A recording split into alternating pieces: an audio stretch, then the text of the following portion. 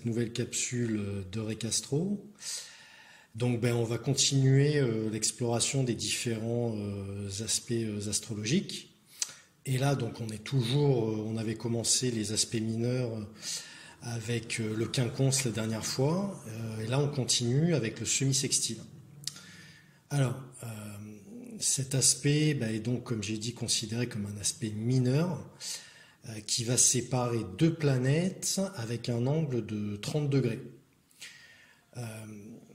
C'est un aspect qui est souvent interprété comme une sorte de potentialité latente qui, toujours pareil, selon les signes, les maisons astrologiques et les planètes impliquées, sera plus ou moins aisée à concrétiser, étant donné qu'à chaque fois, un semi-sextile se formera entre des signes appartenant à des éléments et des modes incompatibles.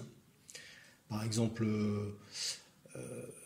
donc ça va séparer le cancer du lion, donc cancer signe d'eau cardinal, avec le lion signe de feu fixe. Donc là, voilà, tout est fait pour que tout n'aille pas du tout ensemble. Et d'ailleurs, en fait, cette connexion, on va dire, entre ces deux énergies opposées, indiquera des difficultés ou des défis. En effet, ici, ces deux influences qui sont totalement étrangères l'une de l'autre vont devoir être, on va dire, intégrées tant bien que mal, enfin même de force. Seul, on va dire, un natif qui serait déjà, comment dire, sur une voie de développement personnel ou spirituel assez avancée, sera plus susceptible de pouvoir intégrer les forces des deux planètes et des deux signes opposés.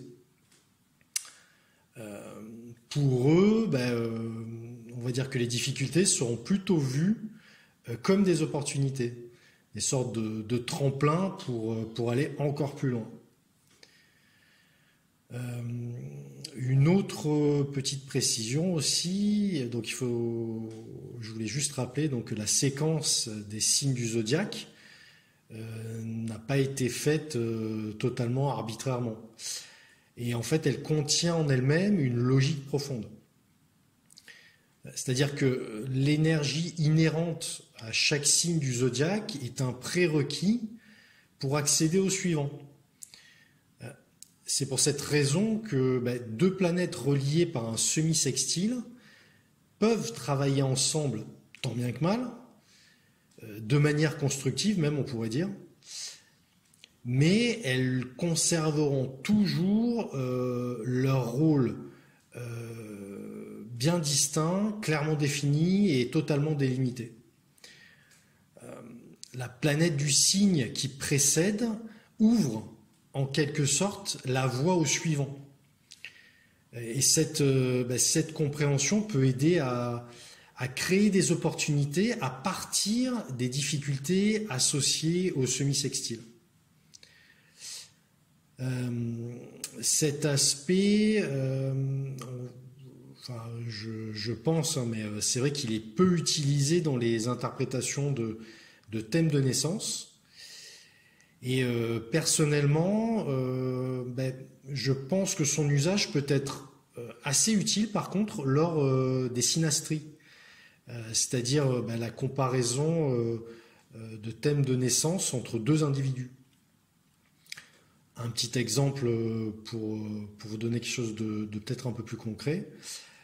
Si un natif, par exemple, dispose d'un soleil en vierge, cela pourra rendre plus responsable et attentionné afin d'aider ou de soutenir la Vénus ou le Soleil qui sera relié en semi-sextile,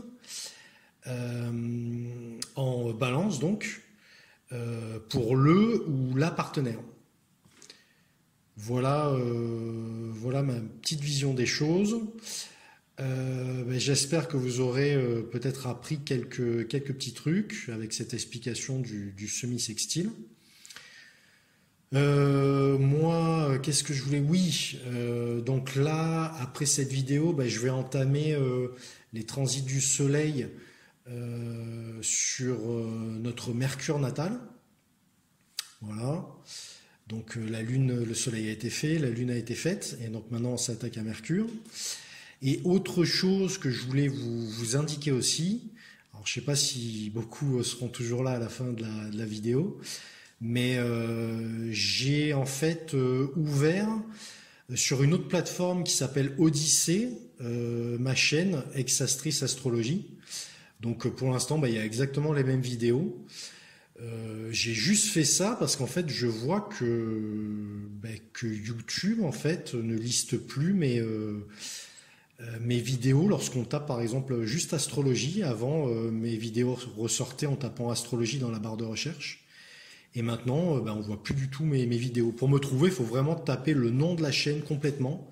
Et là, j'apparais. Mais sinon, les vidéos n'apparaissent pas. Donc, je me suis dit, et puis j'ai essayé de les contacter, j'ai pas eu de réponse de leur part. Donc, je me suis dit, bon, bah, avant que peut-être la chaîne soit complètement bloquée, que je ne puisse plus récupérer en fait mes vidéos, j'ai préféré en fait les mettre sous une autre plateforme. Donc, la plateforme s'appelle Odyssée, c'est Odyssee.